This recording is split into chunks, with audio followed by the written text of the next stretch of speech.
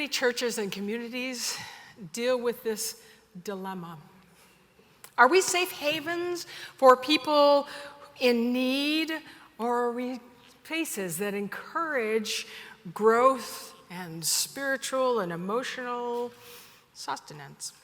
Are we sanctuaries for people who feel like refugees in a world where we don't fit in, or at least not very well sometimes? Or are we places where we engage the often uncomfortable work of being brave instead of safe?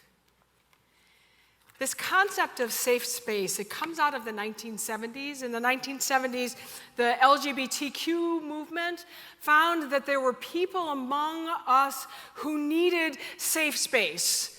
Their lives were threatened literally on the streets. It felt like on a daily basis. Maybe it was not quite that often, but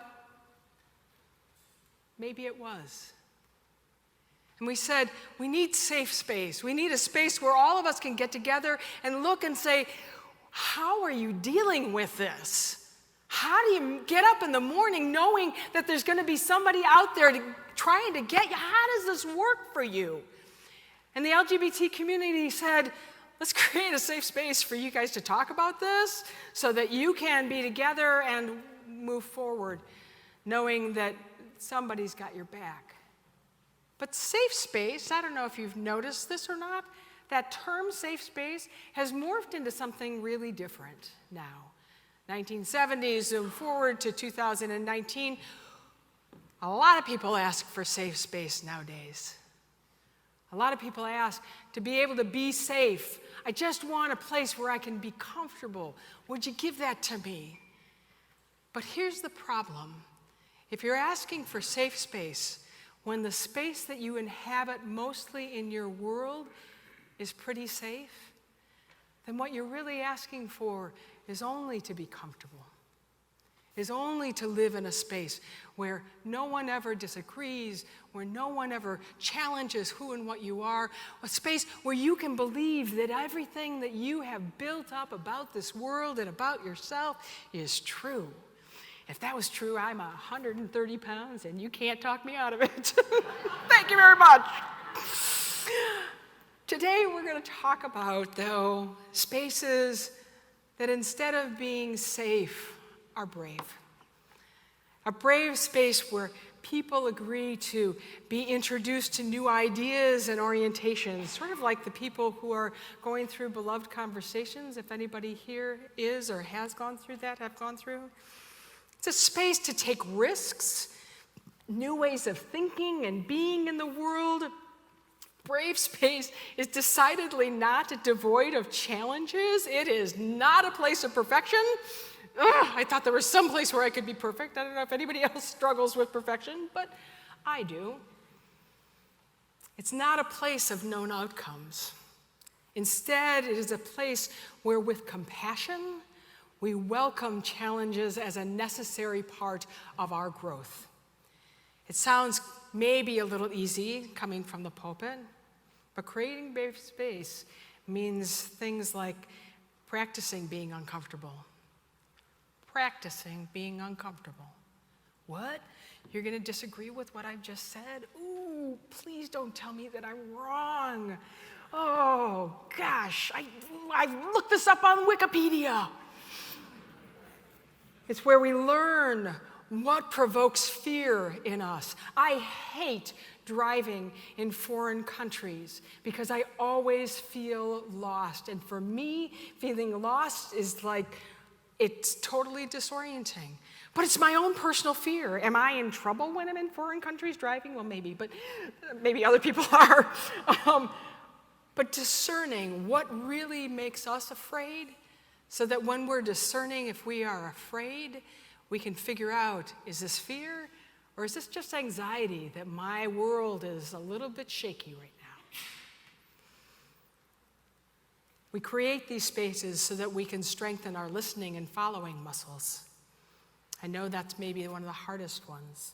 I am positive that I have all of the answers to the world if only people would listen. And probably that is not true. Not even probably. It is not true. Some might say that this finding of an edge where we can grow in brave space is at its core what Unitarian Universalism is all about. As many of you know, I worked and now volunteer as a minister with the UU Prison Ministry, if you were awake during Gail's great speech. We engage folks that are locked up. And when I started this work about 3 years ago, my first ministerial request, my very first one, was to go to a place called Rushville to marry 2 people, same-sex couple. I was like, awesome.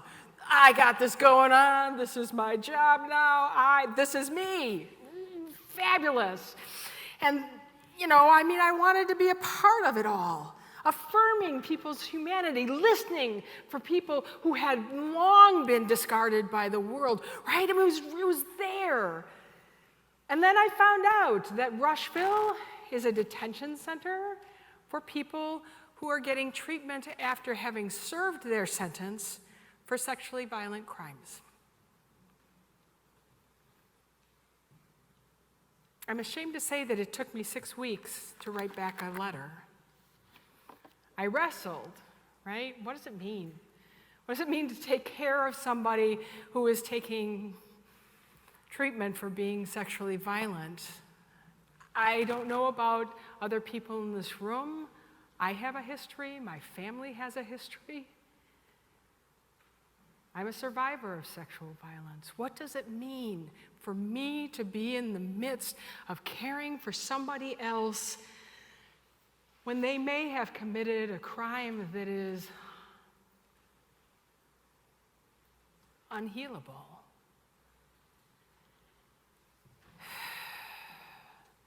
I grappled with the uncomfortable truth that I wanted to help people who were locked up, but apparently I wanted to help the mother who was stealing milk for her baby.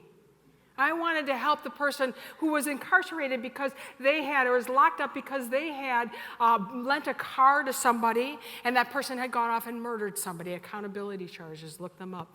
I wanted to help somebody who had battered somebody, but they had battered that person out of self-defense. There were people that I wanted to help out. As I began to come to my own clarity, I realized that what I actually believe is that there are true crimes out there. Some of them are legalized and we have laws around them. There are many, many more that are not. But that a crime isn't actually an abuse of power. It's a time where somebody is using domination of some kind and to control circumstances and people. Crimes happen all the time. And the type of crime that is committed does not lessen my obligation as a Unitarian Universalist to see the respect and dignity in everyone, including those men. Felt pretty good about that. It still took me 2 months. It still took me 2 months to drive to Rushville. I had all kinds of convenient excuses. It was 4-hour drive. It's a 4-hour drive to Rushville. I was only working 10 hours a week. I needed to get permission from the UUPMI steering committee. They only meet once a month. Forget about emails. They only meet once a month. To be honest, the real reason was that I was still struggling. Every time I took a step towards our criminal justice system, the world that I thought that I knew was rocked and was ripping apart. I thought that I knew that our systems of criminal justice were there to help me be safe, right? Mostly I was.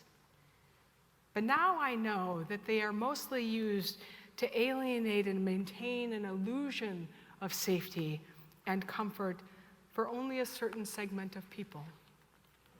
The prison industrial complex is very different from what I had believed. Working in Rushville and at Cook County Jail and at Logan, the women's prison downstate, has come at a price. And that price has been to eviscerate my very white, very middle class understanding of how everything works. Malice is inherent in the system. Disrespect, disregard. There are frayed resources that rarely work.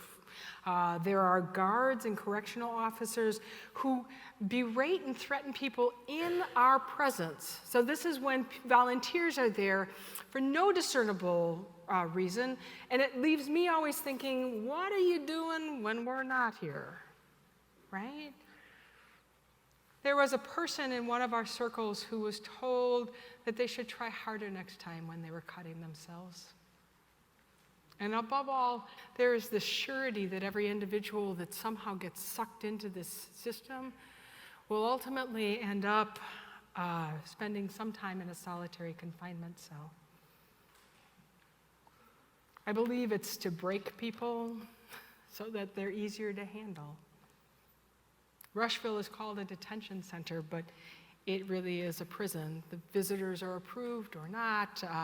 The facility is surrounded by those classic 2 fences, 12-foot high concertina wire on the top, and they have sound. Inmates receive therapy for rehabilitation, but here's the deal. They have no idea what the rules are upon which they will obtain their release. So they're imprisoned someplace. They don't know when they're going to go before a judge. And the rules upon which they might get released, they do not know them. And if they get a standing in front of a judge, get this, they go to the county where the judge is of the place that they were convicted of that crime. Some of those judges, it's known, will never give somebody their freedom. So we've taken people who've served a sentence, have put them into a rehabilitatory place to supposedly get better, but actually for some of them, we've given them a life sentence. The difference between Rushville and a prison that I've been able to figure out is that people at Rushville can get $60 or 60 pounds, worth of stuff, food or gifts twice a year if, and this is a huge if they have somebody on the outside who is still talking to them. If they have somebody who can drive however long it's going to take them to get to Rushville, if that person is able to pick up the 60-pound box and take it about a block into the place where that person is staying, because there is no help, there are no hand trucks for this. Even when I had come out of surgery 2 months after that, no help. And of course, at some level, even I can feel it in my gut right now. Well, these are the worst of the worst, aren't they? Except that we've learned lately that I guess general knowledge that I know I learned someplace that people who were sexual predators had the highest recidivism rates. These are the people that will obviously go back and reoffend, and that actually that isn't true. You can look it up on the web, in Wikipedia. It took me 2 months to drive to Rushville because I had to figure out how to stand in the storm of all of these horrific details that were flooding over me as I tried to walk into this work. There I found myself driving, grappling with meeting a couple who were going to be married, even though they cannot physically affirm that love in any way, and likely will not be able to live with one another when and if they are released. It seems like every day offers an opportunity to learn how horribly human and human institutions treat one another, and it strains my heart to keep on going. Anybody else here have a strained heart on how to keep going? I see you. And here's what I have to tell you. Where I found my inspiration were these people who were locked up. M, who was one of the half of the couple that I married, boldly said to the system, I am here, I am human, and I will be seen. Much of this is similar, not the same, but similar to the real life battle that we heard today from Ron. Right? This person who was willing to step forward and with courage jump up on a desk and say, give me a book.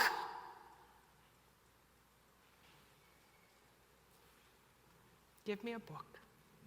It's because of that courage that Mrs. Scott was able to come forward and say, here's a library card. Because of the courage of M that I was able to drive down to Rushville for 4 hours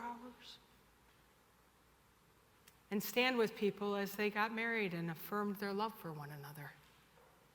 I wasn't the one who was courageous in that.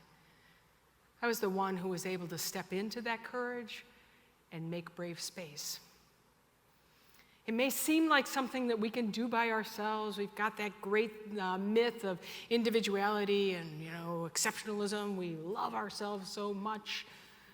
But truly, to do this work, you have to partner with people. And part of that is because of this odd thing that in partnering with people, we actually build a movement that is viable, that can go forward. And part of the reason why is because of this weird thing called the Asch Paradigm. I don't know if any of you know about this. I will tell you anyway. The Asch Paradigm, Solomon Asch studied in the 1960s, early 70s, I believe, this paradigm that if you asked people how long lines were, this was not complicated, it wasn't like 2 + 2 = 4, or anything, how long lines are. Is this a longer line or is this a longer line? This or this? This or this? Which one's longer, right? Fairly simple, right? Longer? Longer. Who wants to answer me? Longer? Thank you. Do you know if everybody in this room was an actor paid to say, this is longer than this, that you would most likely agree with them? Oh, okay, somehow here at the Unitarian Church of Evanston, this is longer than this. I gotcha. Longer. Sure, whatever. Longer. Okay. That we have this thing, this desire, this need so firmly within ourselves that if somebody says this is how things work, longer. Okay, got it. Here's the other thing that he found out, though. One person who said, no, you guys go, I got that going on. This is longer, shorter, longer, shorter, longer. One person, that's all that was needed for that other person to be able to step in and say, you're right, this is longer. Look, that longer, I'm speaking the truth. The Asch Paradigm and Solomon Asch called that person the true partner. In order to do this work, in order to be about looking at who we are and how we are together, we must do it in partnership with one another. We must become true partners.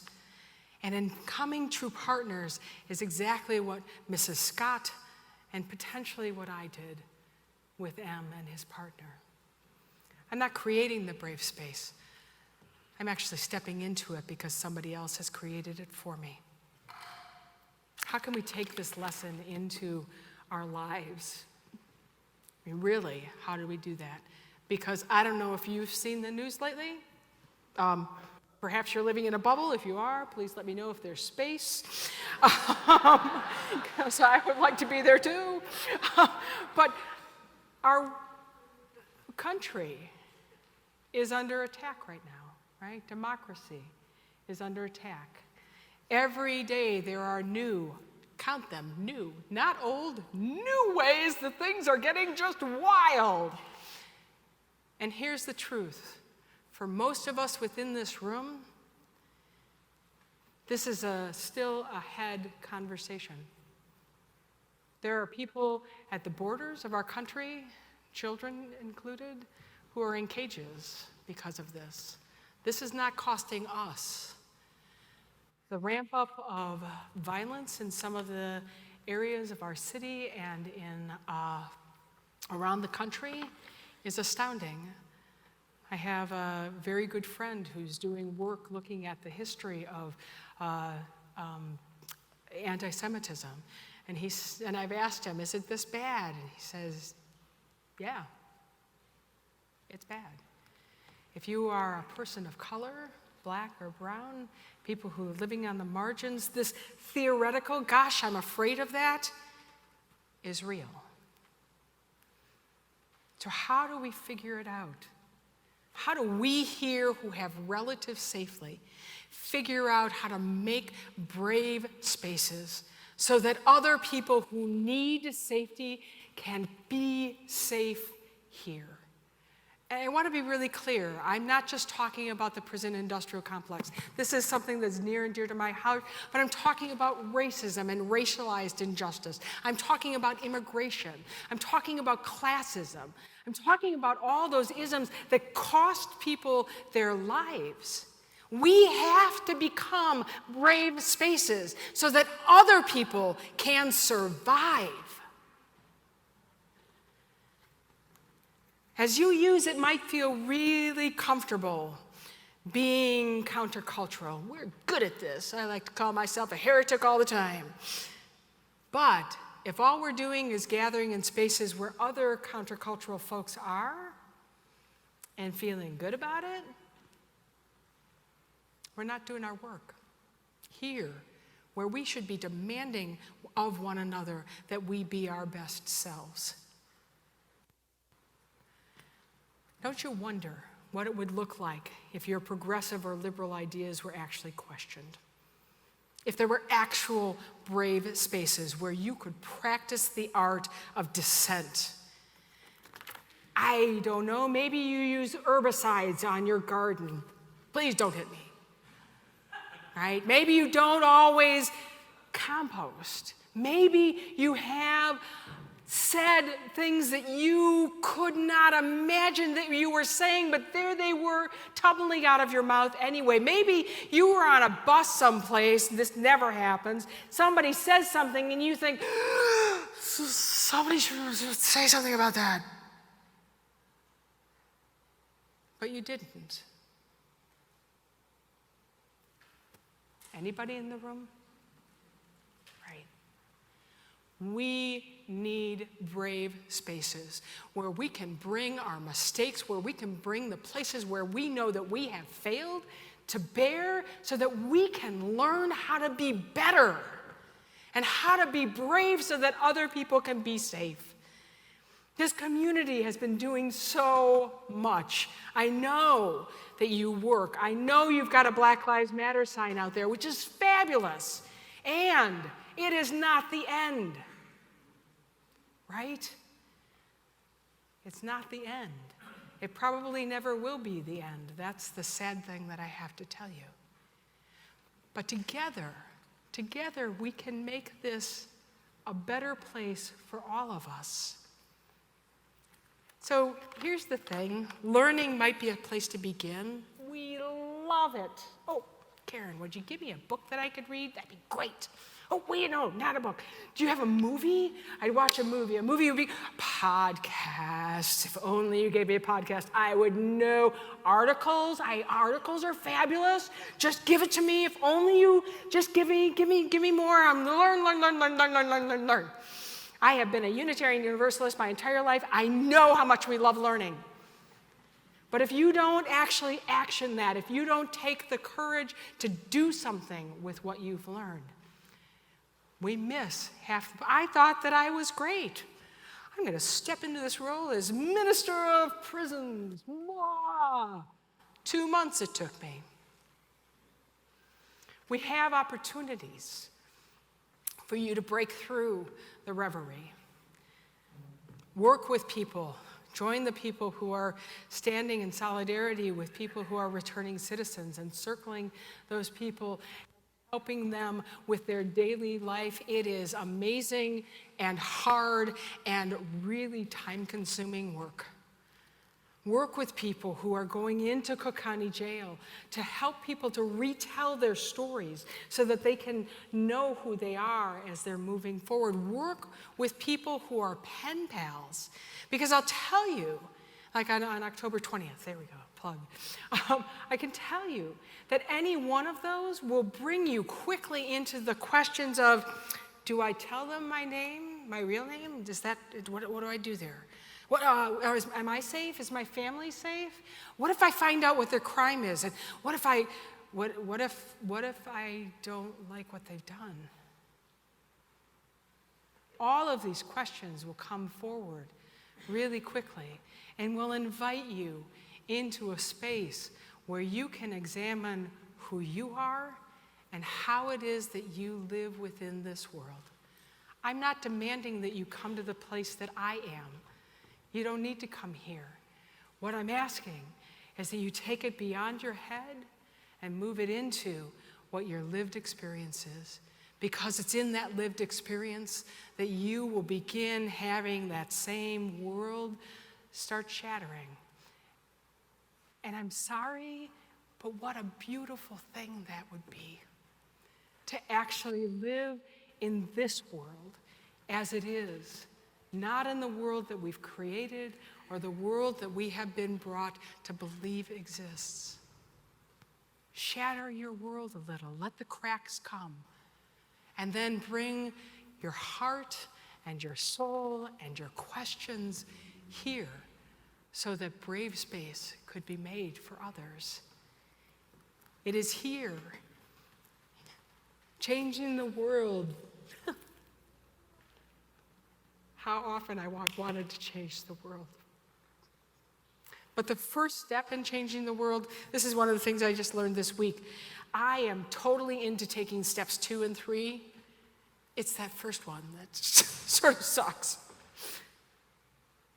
The first step in changing the world is changing yourself, not changing something that's out there. Change here first. Take courage to change here first. Because within that first step lives all of the beauty and truth of your own deepest humanity. And wouldn't that be something to discover again? Oh, fiery spirit.